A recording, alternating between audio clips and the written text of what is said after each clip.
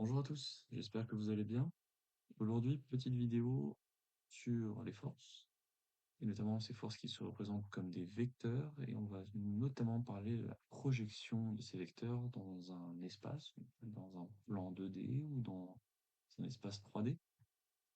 Donc, sans plus attendre, on va rapidement voir le sommaire. Donc, dans un premier lieu, on va essayer de démontrer rapidement les expressions de la projection. On va avoir un exercice d'application relativement rapide pour voir si vous arrivez à appliquer ceci, la projection sur quelque chose d'assez concret. Et ensuite, on va avoir un exercice un peu plus complet où il va y avoir beaucoup plus de force, enfin beaucoup plus de vecteurs qui vont rentrer en jeu, etc. Donc, euh, donc voilà.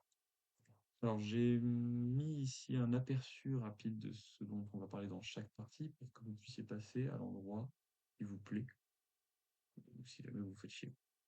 Donc pour la démonstration de la projection, le requis est relativement simple, hein, c'est juste maîtriser les outils trigonométriques que vous avez probablement vus normalement en troisième. Donc si vous êtes arrivé jusque-là, vous devriez avoir ce requis.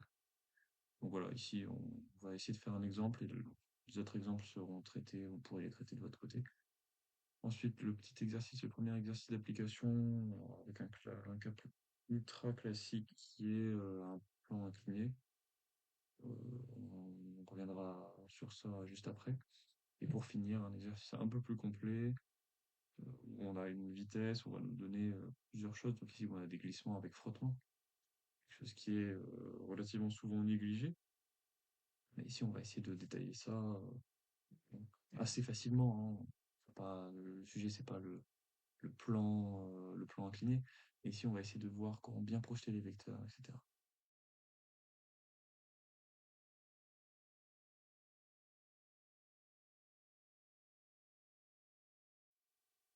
Ok, donc on se retrouve dans cette première partie où on va essayer de démontrer rapidement les formules retrouver les formules pour effectuer nos projections de vecteurs. Donc avant de projeter tout de suite des forces, on va s'amuser à projeter des vecteurs, hein, quelque chose de relativement simple. Alors, donc on va reprendre un exemple que j'avais mis dans le sommaire. Cet exemple-ci, exemple relativement usuel et qui va probablement en faire déjà pas mal réfléchir, j'ai envie de dire. Donc c'est cet exemple-ci. Alors, on va faire quelques rappels de base de mathématiques. Alors, si vous avez un vecteur qui est collinaire ici on a les axes, euh, les axes x, y. Si on a un vecteur A qui est comme ceci, il est totalement collinaire à l'axe EX. C'est-à-dire que le vecteur A va s'exprimer un petit peu comme ceci. A composant A selon EX. A fois EX. Qu'est-ce que ça veut dire? Ça veut dire que le vecteur A ne dépend que de EX. Il est forcément parallèle à ce vecteur. Il peut être collinaire, il peut être aligné avec ce vecteur, ou il peut être parallèle. Il peut être ici, par exemple. Euh, Ici, le problème, c'est que vous voyez bien que le vecteur A, il est en 2D. Il a une dimension selon X, et on voit bien qu'il y a une évolution selon Y. Donc, c'est-à-dire que le vecteur A dans le plan de X et Y va s'écrire comme ceci. Alors, AXEX plus AYEY. Je vais détailler un petit peu cette notation. Comme le vecteur A se situe dans le plan X et Y, on a ces deux vecteurs de composants, on va dire. Et après, on retrouve deux composants devant ces vecteurs, euh, le composant AX et le composant AY. Le composant AX, où est-ce qu'on va le retrouver? Alors, on va le retrouver ici. Tac, ça c'est AX. Et le composant AY, où est-ce qu'on va le retrouver? On va le retrouver, je vais le mettre en rose, ici. AY. Alors pourquoi on le retrouve ici? Pourquoi on le retrouve ici? En fait, si vous voulez, une projection, c'est comme si on regardait on- de combien on avance selon certains axes. Alors, vous voyez que, en fait, si je prends le bout ici de mon vecteur A et que j'imagine le soleil qui regarde par le dessus, AX, c'est un peu l'ombre de mon vecteur A sur l'axe X. Et si je regarde l'ombre du vecteur A sur l'axe AY, c'est ceci. OK? Donc, pour trouver l'ombre du vecteur A sur l'axe AY, il faut mettre le soleil ici. OK?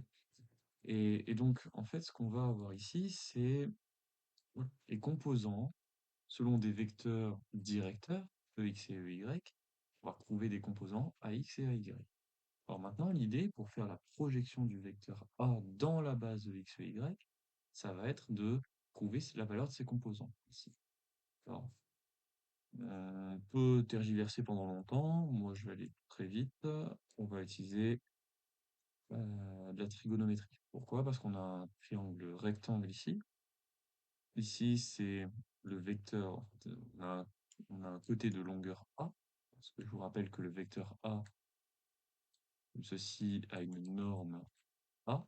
Et dans notre cas ici, on va supposer que A est unitaire. C'est très important, hein. Alors, c'est horrible cette équation, mais vous la considérerez comme ceci, hein. On ne peut pas avoir un vecteur qui est égal à 1, mais c'est vrai que on va noter. Déjà, en plus, j'ai oublié la flèche ici. On va vraiment juste noter. On ne peut pas laisser ça, c'est pas possible. C'est inadmissible. Donc, on va noter juste ceci. Ça est égal à ceci. Et là, dans ce cas-là, je vais hop. Laissez-moi juste corriger ça 2 secondes. Voilà, ce sera beaucoup mieux comme ça. Au moins, on viendra pas nous faire chier sur les mathématiques. Alors, donc la norme du vecteur A, c'est égal à A, et on va supposer que ceci est égal à 1, étant donné qu'on a un vecteur unitaire. Donc maintenant, l'idée, c'est de trouver AX et AY. Comment je peux faire pour trouver AX? Alors, je vais redessiner mon triangle ici, mais voyez bien que, en fait, on va souvent définir un angle alpha, qui est l'angle entre EX et A. Ça, c'est classique, hein. En général, on vous donne toujours un angle, hein. On verra dans les exercices juste après. Donc on a cet angle alpha ici. On a un côté opposé qui est le côté vert. Alors je vais prendre du temps, hein. Si jamais ça vous fait chier, passez à la partie d'après où je redétaillerai un petit peu, mais beaucoup moins qu'ici. On a l'hypoténuse qui est ici. Et en dessous ici, on a le côté adjacent. On remarque que A, c'est... Alors je vais noter, je vais faire un effort quand même, hein. Je vais noter A ici. On va noter AX en dessous. Et c'est vraiment ce qu'on a, hein, comme grandeur. On n'a pas par contre. Enfin, si vous voulez, l'axe vert ici, c'est AY. Mais on n'a pas envie d'exprimer AX en fonction de AY. On peut le noter comme ça dans notre triangle, si vous voulez. Et là, la trigonométrie, elle nous dit quoi? Elle nous dit que, par exemple, cos alpha, c'est égal à, donc, côté adjacent sur l'hypoténuse, je vous rappelle, hein. Côté adjacent ici, c'est AX, et hypoténuse, c'est A. C'est-à-dire que ici, on trouve de façon assez rapide que AX est égal à A cos alpha. OK? Et maintenant, en appliquant de la trigonométrie, toujours dans ce triangle-là, mais en exprimant sin alpha, donc qui est de côté opposé sur l'hypoténuse, on a AY sur A. Et par conséquent, donc, on a, alors je vais juste le renoter, hein, si jamais c'est pas clair, hein, ce passage-là, sin alpha est égal à AY sur A. Je multiplie par A des deux côtés, et je trouve que AY est égal à A sinus alpha. C'est assez important à le voir, ça, et je sais qu'il n'y a pas grand monde qui, enfin, du moins dans ceux que je connais, ça arrive que des gens ne sachent pas retrouver ça. Donc voilà, maintenant vous savez d'où ça vient.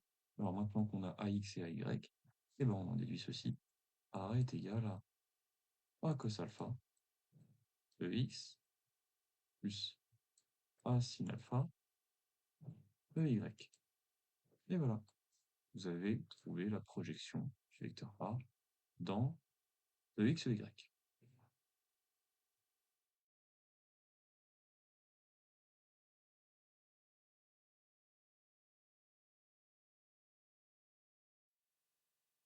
Alors, petite précision par rapport à ce qu'on avait juste avant, je rappelle qu'on avait dit que A était égal à 1 et donc par conséquent qu'on aurait pu simplifier notre projection. Maintenant que ceci est dit, j'ai envie d'aller un peu plus loin et de vous proposer un exemple qui sort un petit peu des sentiers battus qui étaient les exemples que je vous ai montrés dans la slide, dans la première partie de la vidéo. Vous pouvez faire l'exemple 2, 3 et 4. Moi, j'ai fait le premier ici. Essayez de faire le 2, 3, 4 pour vous exercer. Et ensuite, vous pourrez essayer de faire ceci. Alors, je vais essayer de le détailler un petit peu. Mais ici, c'est un cas, ça, c'est un cas qui est un petit peu particulier. Donc, vous voyez bien que, voilà, en fait, en physique, ce qui va souvent se passer, c'est que vous aurez ce cas-là. Admettons, on ne vous donne pas l'angle, est-ce que l'angle il est ici ou est-ce que l'angle il est par rapport à quel axe. Donc, essayez de détailler ça. On va essayer de détailler ça rapidement. Vous voyez que ici, déjà, ce qu'on peut faire, c'est euh, prolonger les axes EY et les axes EX. Et donc, en fait, ici, on tombe sur moins EY et ici, on tombe sur moins EX. Vous voyez qu'en fait, on se trouve dans le cadran numéro 3. Alors, ces cadrans ont une importance, ils vont pouvoir, on va pouvoir déterminer le signe de projection assez rapidement plus tard. Vous voyez que voilà, quand on se dit donc on est dans le cadran 3, on est en bas à droite, si vous voulez. Donc ici, vous voyez que on va supposer que notre force, euh, elle fait un angle alpha avec l'axe EY. Ok. Euh, Qu'est-ce qu'on va obtenir ici? Ben, on va avoir un triangle comme ceci, avec alpha ici. On va avoir, on va le nommer T, T vecteur. Donc ici on a T, et on va trouver ici en bleu clair la projection de T selon l'axe EX. Vous voyez bien que ça serait que si on met le soleil ici, comme ceci, l'ombre qui est engendrée par mon vecteur, c'est ceci.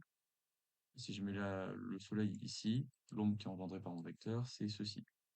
Vous voyez bien qu'il y a, donc encore une fois, je vais garder les couleurs, mais ici on a Tx, et ici on a Ty, et par la trigonométrie, on va retrouver tout ce qu'on a besoin. Donc, vous voyez bien que Tx, c'est le côté opposé à notre angle. Alors ça suppose encore une fois que vous connaissiez la trigonométrie, hein. Donc, on a sinus alpha est égal à Tx sur T. Alors, je vais un peu plus vite. Et on a donc Tx qui est égal à T sin alpha. Pour cos alpha, on a côté adjacent sur hypoténuse, qui implique que Ty est égal à T cos alpha. Ainsi, est-ce qu'on peut dire, comme T est un vecteur dans le plan, on peut l'écrire Txex plus Tyey, et par conséquent, on remplace Tx par sa valeur, Ty par sa valeur. Donc ça fait T sin alpha de x plus T cos alpha de y. Alors, maintenant qu'on a écrit ça, je vais vous demander de faire attention à une chose. Là, la projection, c'est bon. Enfin, utiliser le cos, sin, ça c'est bon. Maintenant, il va falloir faire attention au signe. Le signe a une importance particulière et vous voyez bien que on a mis moins EY ici. Et bien qu'en fait, TY est une composante négative. On fait bien descendre le vecteur vers le bas selon EY. Donc, l'idée, ce serait de, voilà, pour dire le signe de la projection, ce qu'on va faire, c'est quoi? C'est que on va regarder la composante selon EX, on regarde le vecteur, ici, et alors ce vecteur va quoi? Il va dans le sens des EX ou dans le sens opposé au EX? Il va dans le sens du EX, donc ça va être un signe plus. Et selon l'axe Y, dans quel sens va la projection? Quand on regarde le vecteur t, ici, il va vers le bas, alors que le vecteur y va vers le haut. Donc ils sont opposés. Et là, ici, on va mettre un signe moins. Voilà. On vient de trouver notre projection, et celle-ci, elle est bonne. Donc, en fait, il y a deux choses à faire attention pendant les projections. Un, qui est le cos alpha et qui est le sin alpha. Deux, quel est le signe de ça? Alors, un, cos alpha ou sin alpha, lequel? de le sin. Petite astuce, en général, le cos alpha, c'est, il est, enfin, le vecteur directeur qui a le cos alpha, c'est le vecteur directeur depuis lequel on va mesurer l'angle. C'est-à-dire que vous voyez ici, on mesure l'angle par rapport à EY, donc vous voyez bien que EY cos alpha. Et juste au-dessus, on mesure l'angle par rapport à EX, et on va avoir, hop, hop, je retrouve cos alpha EX. Faites bien attention à ça. Et plus tard, vous pourrez donc faire des projections très rapidement en utilisant en premier lieu cette, cette petite règle que je viens de vous dire, c'est que cos alpha, c'est toujours par rapport à l'axe pour lequel on mesure l'angle, pour la mesure de l'angle. Et le signe, bah, ça se fait relativement facilement, hein. Si vous voyez que ça va dans le sens de X ou dans le sens de Y, c'est positif. Si ça va dans le sens opposé, c'est négatif. Donc en fait, on n'est pas obligé de faire tout ce qu'on a fait ici, là, la démonstration avec la trigonométrie, tout le temps. Une fois que vous avez ces deux techniques-là et que vous maîtrisez bien, vous pouvez le faire assez rapidement. Et c'est l'histoire de 10 secondes.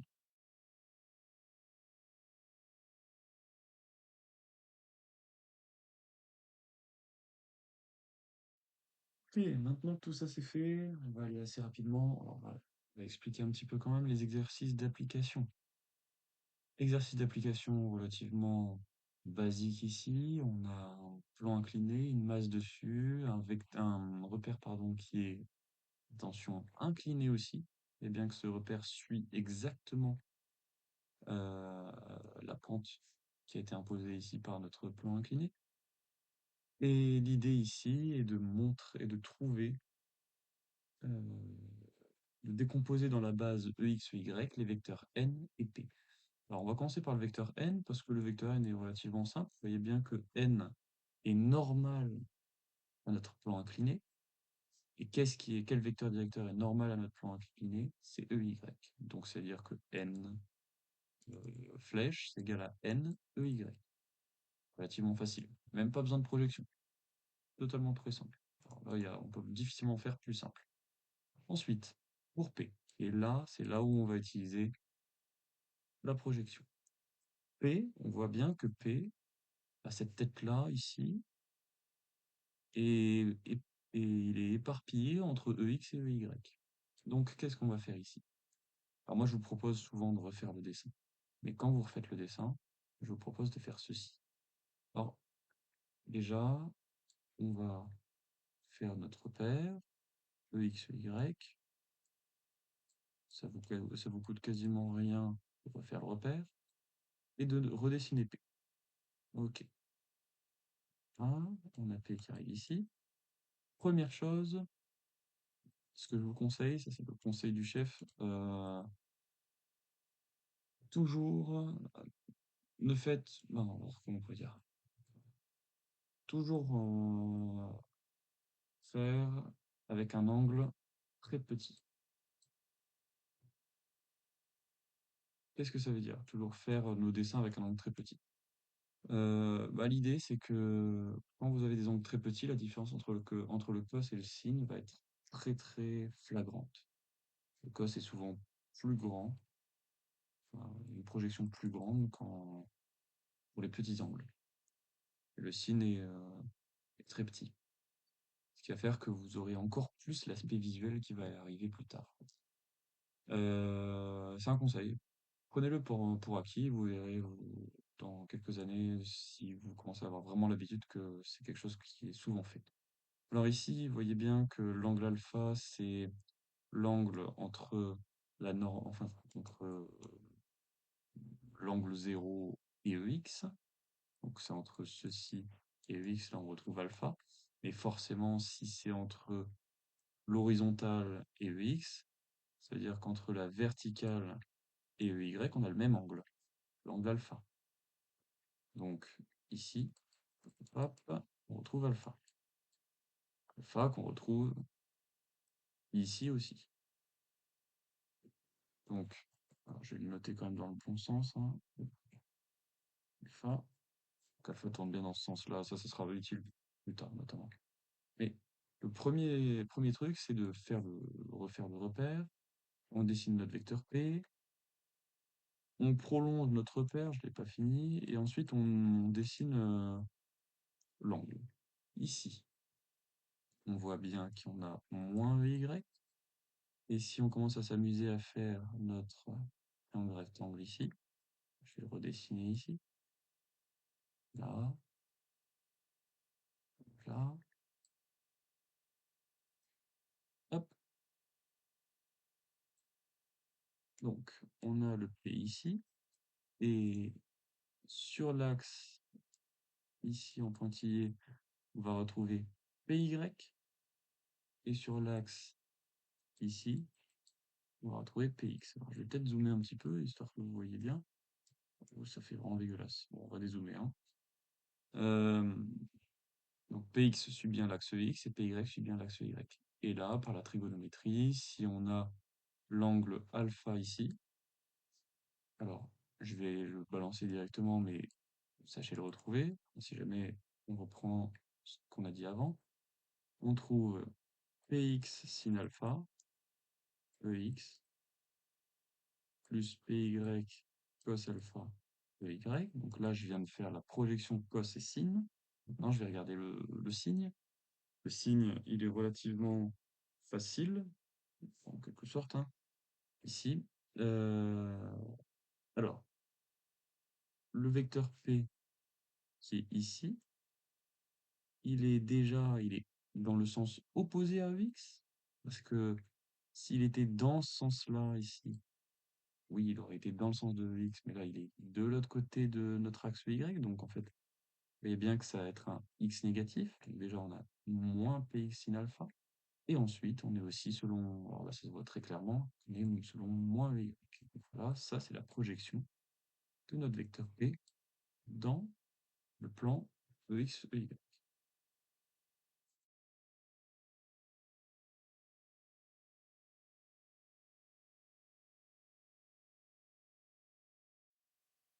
Ici, c'est l'exercice des bosses. C'est l'exercice où ça commence à être un peu plus compliqué et où on va devoir appliquer quelque chose qu'on a déjà vu dans une vidéo précédente.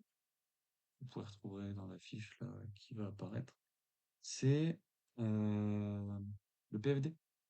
Ici, on va appliquer le PFD pour trouver les intensités de force. Donc Fn, donc c'est le but ici, trouver Fn et trouver Ft avec le vecteur. Alors, parce que c'est vraiment le truc qui va nous importer, hein. Souvent les frottements dans les études, c'est alors peut-être pas au niveau universitaire, mais plus tard en école d'ingé ou dans le monde du travail, ce qui va nous importer, c'est vraiment de limiter ces frottements. Et donc, c'est souvent il faut vraiment déjà les quantifier avant de pouvoir les limiter. Donc ici, exercice plutôt classique, on va dire. Alors, tout d'abord, étant donné qu'on veut, on va dire, déterminer les forces Fn et Ft, on va poser le système. Donc le système ici, c'est la masse M et une vitesse V. Alors là, si jamais ce que je viens de faire là pour vous, c'est totalement aléatoire et vous comprenez pas pourquoi je commence à faire ça, allez voir l'autre vidéo. Ensuite, alors on suppose dans le référentiel terrestre. Troisième critère, on doit regarder le repère. Ah, et déjà ici, vous voyez bien qu'il n'y a pas de repère. Donc il faut imposer un repère. Et c'est pour ça que c'est très important de faire toutes ces étapes-là, qui ont été décrites dans la vidéo précédente, dans le PFD. C'est parce que voilà, des fois vous aurez ce genre de problème-là, où on n'aura pas le repère. Et si vous commencez à faire ça sans repère, vous allez vous foutre le bordel partout. Donc voilà, c'est des étapes préliminaires à l'étude de cette masse. C'est quelque chose à faire. Donc ici, on va mettre EX et on va mettre EY. Alors sachez que voilà, quand on a un plan incliné, autant le mettre tout de suite, autant mettre enfin, le repère avec le plan incliné, de façon à simplifier les équations du mouvement. Vous voyez bien qu'ici, si la vitesse suit parfaitement EX, la vitesse sera selon une seule coordonnée, et c'est relativement plus simple. On pourrait s'amuser, maintenant qu'on s'est projeté, à mettre un repère n'importe où, hein, ici comme ça, hein, avec qui ne suit ni le plan, ni la verticale, ou quoi que ce soit, hein. Et bon, là, ça va vraiment commencer à être le bordel. Donc, je vous recommande pas, mais si vous avez envie de vous faire du mal, eh ben, vous pouvez le faire. Ensuite, on va essayer de faire un bilan des forces. Donc, le bilan des forces, relativement simple, il est déjà donné ici. On a P, on a Fn et on a Ft. Alors, Fn, ça s'apparente à des frottements normaux et Ft des frottements qui s'opposent à la vitesse au glissement. Ah bah, c'est noté en plus. Je vais le voir, là, c'est noté ici. En fait, le truc, c'est que Ft va grandir plus la vitesse va grandir. Vous voyez bien que si vous commencez, je sais pas, si vous prenez vos mains et que vous frottez un petit peu, enfin pas très rapidement, ça va pas chauffer. Par contre, si vous commencez à frotter très rapidement, vous allez sentir de la chaleur. Donc, voilà. En fait, ça, c'est des forces d'action, une action de frottement, si vous voulez. Donc, une fois qu'on a répété toutes ces opérations ici, bon, est-ce qu'on a des conditions initiales ici? On s'en fout un petit peu, on va pas résoudre notre équation. Donc là, on peut appliquer le PFD. PFD, principe fondamental de la dynamique ou seconde de Newton, de Ln, qui nous dit que... Qui nous dit quoi? Qui nous dit que la masse pour la dérivée de la vitesse est égale à somme des forces extérieures qui s'exercent sur le système. Encore une fois, vous reviendrez sur la vidéo, hein. Et je dis bien force extérieure. Ici, les forces extérieures, ce sont P, Fn et Ft. Ce sont toutes les forces. Mais des fois, ça ne sera pas toutes les forces, hein. Et une fois qu'on a ça, on va projeter dans notre paire les différentes, euh, enfin les différentes équations. Parce qu'en fait, on aura une équation selon Ex et une équation selon Y. Voilà. Pourquoi on projette, encore une fois, c'est parce qu'on n'est pas capable de résoudre des équations vectorielles. Alors, si, mais ici, dans l'idée, il faut avoir des équations scalaires. Ça m'intéresse pas de savoir qu'il y a un vecteur. Je m'en fous. Le truc, c'est que je veux Fn d'un côté et Ft de l'autre. Donc, on va les projeter pour les avoir indépendamment.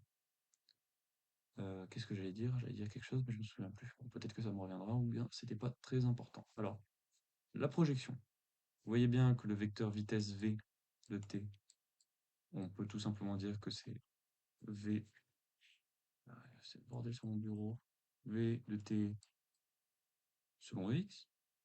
Ensuite, ft, c'est f de t selon ex aussi, avec un moins, parce que vous voyez bien que ft va dans le sens opposé au sens qu'on a défini pour ex. Fn est égal à Fn y, facile, et P, le dernier. P ici, c'est pas évident, parce que vous voyez bien que P a une composante selon Ex et une composante selon Y. EY, pardon. Donc, on va tout simplement, hop, faire notre petit truc qu'on a l'habitude de faire. Donc voilà, on va dessiner, tac, tac, tac, tac, tac. On a dessiné le vecteur, on a dessiné, en premier on dessine le vecteur, on redessine le repère, on redessine le vecteur, on prolonge les axes. Vous voyez bien que ici, on est du côté de X, on est selon du côté opposé à Y, on va du côté opposé à Y. Donc déjà, on sait que, en fait, si vous voulez, notre vecteur P ici va s'exprimer comme euh, plus quelque chose EX moins quelque chose EY. Vous voyez, en fait, on va construire la projection par construction comme ça, en se souvenant des deux critères qu'on avait définis précédemment ici. Et là, ici, alors vous voyez bien que l'angle alpha, on va le retrouver cette fois ici, ok? Et on en déduit. Alors si jamais l'angle alpha n'est pas clair pour vous, essayez de reprendre le schéma, de redessiner un petit peu, de faire tourner un petit peu, et vous verrez que quels angles grandissent et tout ça. C'est vraiment une affaire d'habitude, cette chose-là. Et il faut vraiment juste s'entraîner. Euh, et donc là, si vous vous amusez à refaire comme on a fait tout à l'heure, si jamais vous ne me faites pas confiance, on va trouver. Faut que je le fasse aussi dans ma tête, hein, parce que sinon ça va pas être drôle. Donc, moins P cos alpha EY plus P cos alpha EX. Et voilà, on a trouvé ceci. Et on est bien d'accord sur les signes. Ce qui fait que maintenant, on va pouvoir projeter cette équation. Donc, on va faire la projection sur EX de l'équation 1. Regarde, c'est notre équation 1. En projection selon EX, qu'est-ce qu'on va avoir? On va avoir MdV sur dt. Et là, on va prendre uniquement les forces selon X. Donc, vous voyez bien que V est selon EX, donc on va garder. P, on va prendre que ce qu'il y a selon EX, donc c'est-à-dire P cos alpha. Oh, attendez. Ah oui, je l'ai un peu. Ah oui, ok, bon. Je viens de le voir juste. Important de toujours se poser des questions si c'est bon ce qu'on a mis. Je suis allé trop vite, je sais pas ce que j'ai dit. C'est plus ce que j'ai dit. Peut-être que je commence à être un peu fatigué. Vous voyez que c'est P sin alpha, hein, selon EX. Donc, ici, on vient de retirer le vecteur, hein. MdV sur dt, donc là on a pris la vitesse selon x, est égal à P sin alpha. On vient de prendre uniquement la composante ici, hop, et on vient de la mettre ici.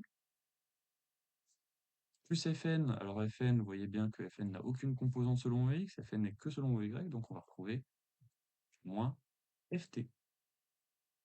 Voilà. Ensuite, on va avoir projection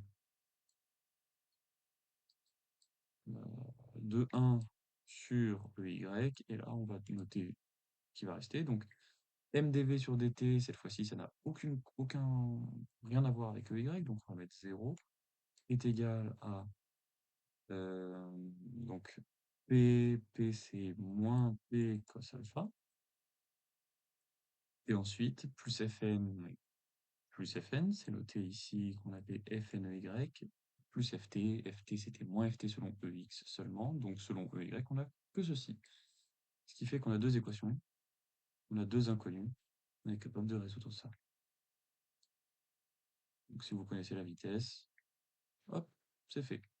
Vous pouvez avoir, donc vous aurez Fn est égal à P cos alpha, ça c'est pour Fn, et Ft est égal à P sin alpha moins m dv sur dt. Ça sort du cadre un petit peu, mais on est bon. Donc voilà, vous venez d'avoir une petite vue de comment on pourrait utiliser les projections. Alors, comme quoi c'est ultra important, parce qu'en fait, si vous commencez à faire absolument n'importe quoi et que vous mettez sin alpha ici à la place, bon bah, ça va pas marcher, hein. Vous n'aurez pas le bon résultat. Donc voilà, c'est tout pour cette vidéo. À la prochaine.